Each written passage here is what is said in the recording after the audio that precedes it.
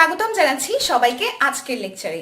আজকের লেকচারটি কিন্তু আমাদের জন্য অনেক বেশি ইম্পর্টেন্ট, কারণ আজকে আমরা পড়তে চলেছি আলোক সমানতা বা অপটিক্যাল আইসোমারিজম সম্পর্কে।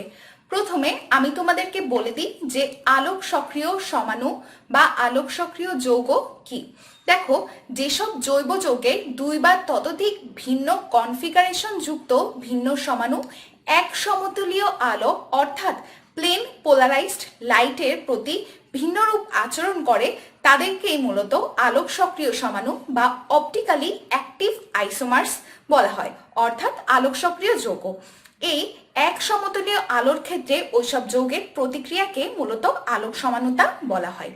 দেখো, আলোক সক্রিয় সমাণুর জন্য আমাদের কিছু বৈশিষ্ট্য প্রয়োজন, যেমন প্রথমেই থাকতে হবে আমাদের কাইরাল কার্বন, অপ্রতিসম কার্বন পরমাণু যাকে বলা হয়ে থাকে।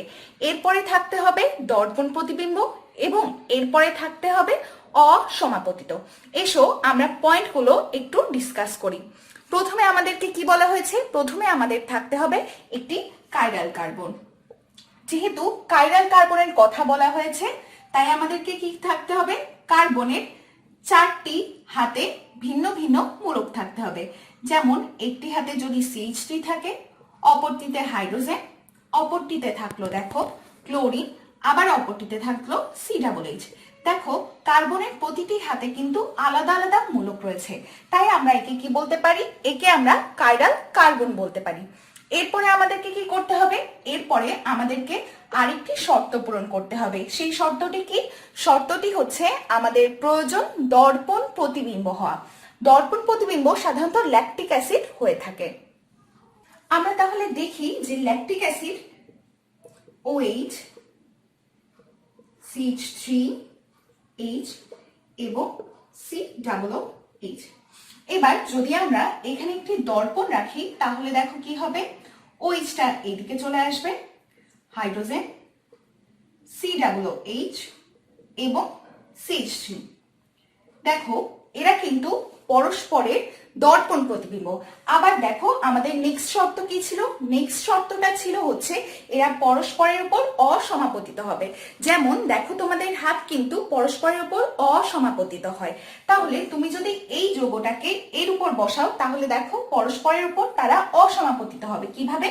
যদি আমি এই যৌগটাকে এর উপরে বসাই তাহলে আমাদের হাইড্রক্সিল মূলক এদিকে চলে আসছে এবং হাইড্রোজেন মূলক চলে আসছে এদিকে। তাহলে আমরা বলতে পারি যে এরা কিন্তু পরস্পরের উপর অসমাপতিত হচ্ছে। অর্থাৎ এখানে রয়েছে কাইরাল কার্বন, এরপরে এরা পরস্পরের দর্পণ প্রতিবিম্ব এবং এরা পরস্পরের উপর অসমাপতিত হচ্ছে। এই কারণে আমাদেরকে বলা হয় যে ল্যাকটিক অ্যাসিড একটি আলোক সক্রিয় সমাণু। এরপরে আমাদের যেই ব্যাপারে একটু কনসেপ্ট থাকা লাগবে তা হচ্ছে এক সমতলীয় আলো। তাহলে চলো আমরা জেনে নিই যে এক সমতলীয় আলো কি। এবার তাহলে এসো আমরা দেখে নিই যে একবর্ণী আলো বলতে মূলত আমাদেরকে কি বোঝানো হয়। দেখো, সূর্য থেকে আমাদের চোখে রশ্মি আসে, এই কারণে কিন্তু আমরা দেখতে পাই। সে এটা আমাদের সূর্য এবং আমাদের এই সূর্য থেকে বিভিন্ন দিক থেকে তরঙ্গ দৈর্ঘ্য সমন্বিত আলো আসছে। দেখো, এইসব আলোর তরঙ্গ দৈর্ঘ্য কিন্তু এক এক রকম হয়। এরপর আমরা কি করতে পারি? এখান থেকে আমাদের যেহেতু একবর্ণী আলোর প্রয়োজন, তাই আমরা কি করতে পারি? আমরা একটি নিকেল প্রিজম নিয়ে নিতে পারি। এটা হচ্ছে আমাদের নিকেল প্রিজম, যেটা সাধারণত তৈরি হয় ক্যালসিয়াম কার্বনেট দিয়ে। এই নিকেল প্রিজমের কাজ কি আমাদের বুঝতে হবে। এই নিকেল প্রিজমের কাজ হচ্ছে মূলত এটি সব তরঙ্গ দৈর্ঘ্যের আলোকে ডিলিট করে আমাদের শুধুমাত্র একটি অর্থাৎ এক বর্ণের তরঙ্গ দৈর্ঘ্যের আলো রাখে। অর্থাৎ আমাদের সব দিক কিন্তু ডিলিট হয়ে যায় এবং আমরা পাই একবর্ণী আলো। এই একবর্ণী আলোর সাথে আলোক সমানুতার সম্পর্ক কি? দেখো, আমাদের যে একবর্ণী আলো আমরা পাই, আলোক সমাণু সমূহ সাধারণত এই একবর্ণী আলোকে ডান দিকে ঘুরিয়ে দেয় কিংবা বাম দিকে ঘুরিয়ে দেয়। যদি আমাদের এই একবর্ণী আলোকে আলোক সমাণু ডান দিকে ঘুরিয়ে দেয় তাহলে আমরা তাকে ডানাবর্তী বা ডেক্সট্রা রোটেটরি বলে থাকি। এবং যদি আমাদের এই একবর্ণী আলোকে বাম দিকে ঘুরিয়ে দেয় তাহলে আমরা তাকে বলি বামাবর্তী বা লেভো রোটেটরি। তাহলে আমরা বুঝতে পারি যদি আমরা পোলারিমিটারে অর্থাৎ আমরা এই পোলারিমিটারে যদি কোনো দ্রবণ নিই যে সেটি আমাদের আলোক সমানতা প্রদর্শন করবে কিনা, যদি আমাদের একবর্ণী আলোকে সেই দ্রবণ বাম দিকে ঘুরিয়ে দেয় কিংবা ডান দিকে ঘুরিয়ে দেয় তাহলে আমরা তাকে বলতে পারি আলোক সমাণু। তাহলে যদি আমরা এই ডানাবর্তী এবং বামাবর্তী যৌগকে একত্রে মিশ্রিত করি তাহলে আমরা পাই রেসিমিক মিশ্রণ। অর্থাৎ দেখো আমাদের ল্যাকটিক অ্যাসিডের কথাই আমরা বলতে পারি। ল্যাকটিক অ্যাসিডের ডান যে যৌগটা থাকে অর্থাৎ ডি ল্যাকটিক অ্যাসিড সেটা কিন্তু কোনো যৌগকে +2.24 ঘুরিয়ে দেয় এবং বামাবর্তী ঘুরিয়ে দেয় -2.24। তাহলে আমরা যদি কখনো এই দুইটা যৌগের মিক্সচার করি তাহলে তাকেই আমরা বলবো রেসিমিক মিশ্রণ। এবং এক্ষেত্রে আমাদের আরেকটা তথ্য জানা উচিত যে কখনো রেসিমিক মিশ্রণ এই একবর্ণী আলোকে ঘুরিয়ে দিতে পারে না। তাহলে আমরা এখানে একবর্ণী আলো সম্পর্কে বুঝে নিলাম এবং আমরা বুঝে নিলাম যে রেসিমিক মিশ্রণ বলতে আমরা মূলত কি বুঝি। দেখো এবার আমরা জানতে চলেছি এনানসিওমার্স সম্পর্কে। একই যৌগের আলোক সক্রিয় দুই সমাণুকে মূলত পরস্পরের এনানসিওমার্স বলা হয়। এদেরকে এনানসিওমর্ফ বা অ্যান্টিপড বা অ্যান্টিমার নামেও কিন্তু ডাকা হয়। এই প্রকার আলোক সক্রিয়তাকে আমরা বলে থাকি এনানসিওমারিজম। দুটি এনানসিওমার সমাণুর ভৌত ধর্ম ও রাসায়নিক ধর্ম একই থাকে, তবে এক সমতলীয় আলোতে আলোক সক্রিয়তার মাত্রায় সমান আবর্তন প্রদর্শন করলেও এদের আবর্তনের দিক কিন্তু ভিন্ন হয়। যেমন এর একটি উদাহরণ হচ্ছে ল্যাকটিক অ্যাসিড। আমাদের যে ল্যাকটিক অ্যাসিড আছে ডি ল্যাকটিক অ্যাসিড সেটি কিন্তু আপেক্ষিক আবর্তন হয় +2.24 এবং এল ল্যাকটিক অ্যাসিডের আপেক্ষিক আবর্তন হয় -2.24। অর্থাৎ উভয়ের ক্ষেত্রে আবর্তন মাত্রা সমান কিন্তু আবর্তনের দিক বিপরীত মাত্র। তাহলে এদেরকে পরস্পরের আমরা এনানসিওমার্স বলতে পারি। এরপরে আমরা জানতে চলেছি ডায়াস্টেরিওমার্স সম্পর্কে। চলো তাহলে আমরা নেক্সটে জেনে নিই ডায়াস্টেরিওমার্স সম্পর্কে। এবার আমরা জানতে চলেছি ডায়াস্টেরিও আইসোমার্স সম্পর্কে। দেখো দুটি কাইরাল কেন্দ্র বিশিষ্ট একই আণবিক সংকেতযুক্ত জৈব যৌগের ভিন্ন কনফিগারেশন যুক্ত দুটি আলোক সমাণু যদি পরস্পরের দর্পণ প্রতিবিম্ব না হয় তাহলে তাদেরকে ডায়াস্টেরিওমার্স বলা হয়। আমরা একটু আগে এনানসিওমার্স সম্পর্কে জেনে আসলাম, তারা কিন্তু পরস্পরের দর্পণ প্রতিবিম্ব ছিল।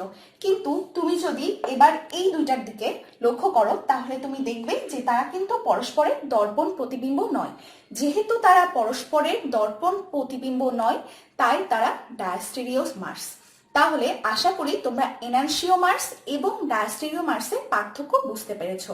অর্থাৎ একটিতে দর্পণ প্রতিবিম্ব অবশ্যই হতে হবে যেমন এনানসিওমার্স, এবং আরেকটি অর্থাৎ ডায়াস্টেরিওমার্সের ক্ষেত্রে আমাদের দর্পণ প্রতিবিম্ব অবশ্যই হবে না। এই দুইটা যৌগ লক্ষ্য করলে তা আমরা বুঝতে পারি এরা কিন্তু পরস্পরের ডায়াস্টেরিওমার্স।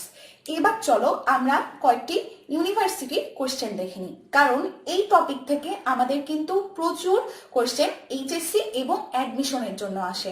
আমাদের কিন্তু এই টপিকটি এইচএসসি এবং অ্যাডমিশন দুটার জন্যই খুবই গুরুত্বপূর্ণ। তাহলে চলো এবার কোশ্চেন দেখা যাক। এবার এসো আমরা এই কোশ্চেনটি সলভ করে ফেলি। এই কোশ্চেনটি দেখো ঢাকা ইউনিভার্সিটি 17-18 সালে এসেছিল এবং বরিশাল ইউনিভার্সিটি 14-15-তে এসেছিল। তাহলে চলো আমরা কোশ্চেনটি সলভ করে ফেলি। প্রথমে আমাদের আলোক সমানতার তিনটি শর্ত মনে রাখতে হবে।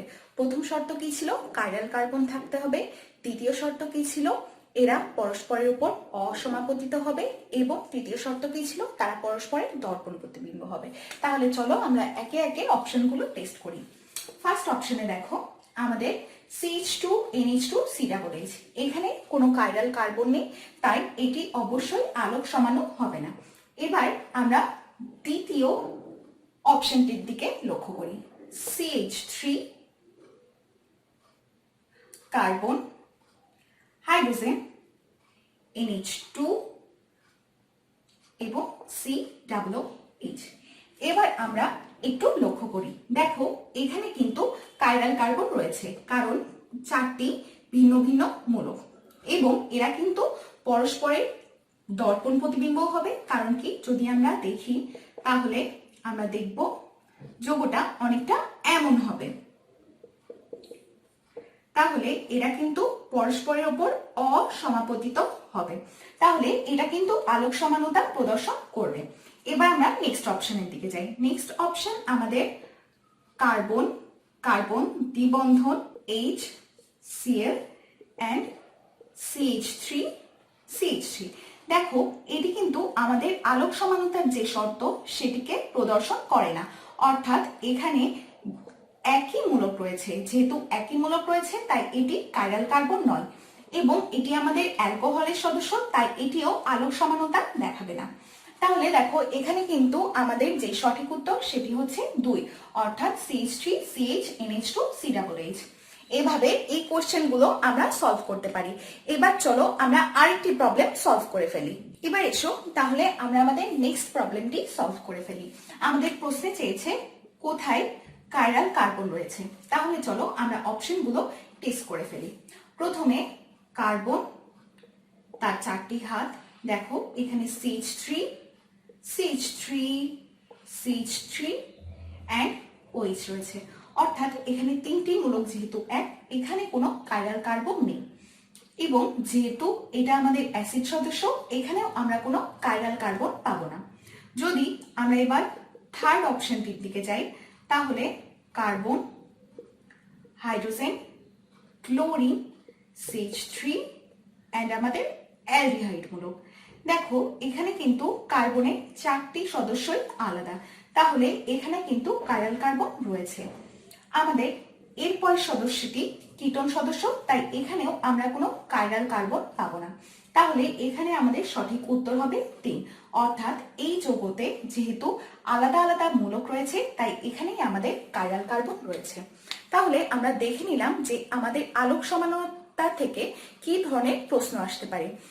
এই ক্লাসে আজকে আমরা আলোক সমানতা কি এবং ডি বা এল ল্যাকটিক অ্যাসিড সম্পর্কে জানলাম, এবং ডায়াস্টেরিওমার, এনানসিওমার্স, রেসিমিক মিশ্রণ এবং আলোক সমানতা থেকে আমাদের কি ধরনের প্রশ্ন আসতে পারে তা জেনে নিলাম।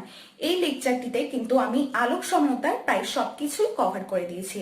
আশা করি তোমরা সবাই বুঝেছো, এবং পরবর্তীর জন্য শুভকামনা জানিয়ে আজকে এখানেই শেষ করছি।